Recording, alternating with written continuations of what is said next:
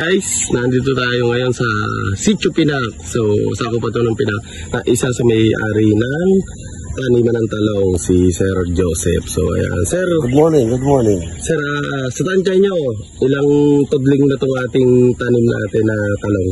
Ano to, nasa 81. 81. Pwede bang malaman, Sir, yung saktong puhunan para dito sa... Basta konti na lang, nasa 100,000 din. Ayun, ano ba, pag na-harvest lahat yan, gaano kalaki ang balik ng ating para sa puhunan? Naku, hindi wala. First time ko lang din nagtanim ng kalaki. Kaya maraming salamat, Sir Joseph, sa informasyon. Ini-invite ko kayo dito sa akin farm. Pwede kayong pumunta rito. Wala pupuntahan ngayong Friday, Thursday. Pwede kayong mamasyal dito sa akin farm. Kasi ang dulo nito ay dagat na. Inimbita ko kayo, ha?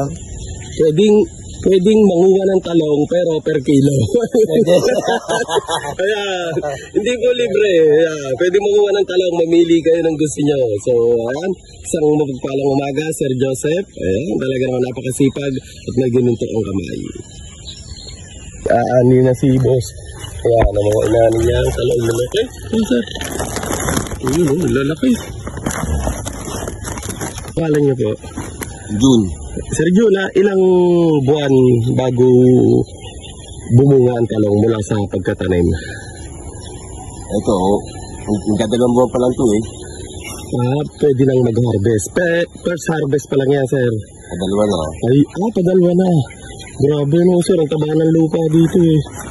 Tapos, ayun, lalaki ng talong. Ilang beses inaanihan yung talong na yan sa loob ng 2 to 3 buwan? Ilang beses sina-harvest? Ito ang ano ito, yung makalwa. Kada makalwa may nakukuha na po. Gaano po itatagal yung tanim na talong? Mga ilang buwan pa po yan? Hanggang hindi ko nilulubog, aanihan namin ito. Mga 2 buwan. Kaya po. Anong buwan ngayon? April. April, May, June, July, August. Halos ng September. Hanggang September may maaani pa rin po. Oh, grabe pala. Maganda pala itong ano ito. Solid yan, lawat. Hanggang hindi na ng bagyo. Ayan po. Ilang tudling po? Lahat yung tanim nyo ngayon? 81 tudling. Wow, grabe. Yun oh. Pasyalan natin yung kanyang tree house mamaya. Yun eh. Idol, ayun sa dulo. Ayun. Yung dulo ng kanyang taniman na balidagat na yung dulo, mga idol. So ayan, ito na yung kanyang tree house. Ayun. Puntahan natin. Bago pa lang niya ginagawa. So ayan, pag ito natapos, ganda na itong pahingahan. Nagawa na siya ng hagdan. Tapos, ayun. Solid to. Talagang pang pahingahan ng kanyang tree house. So ayun.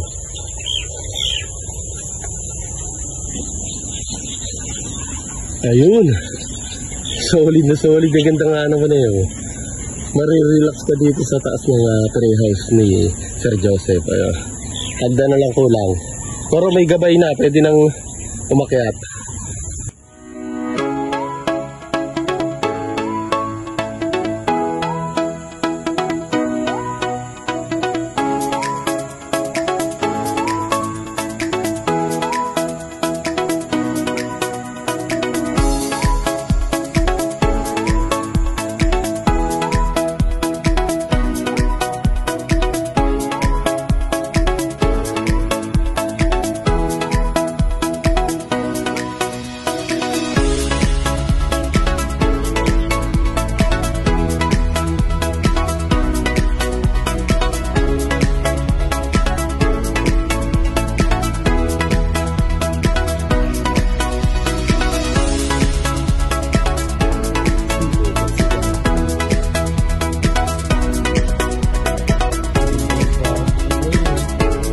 Great.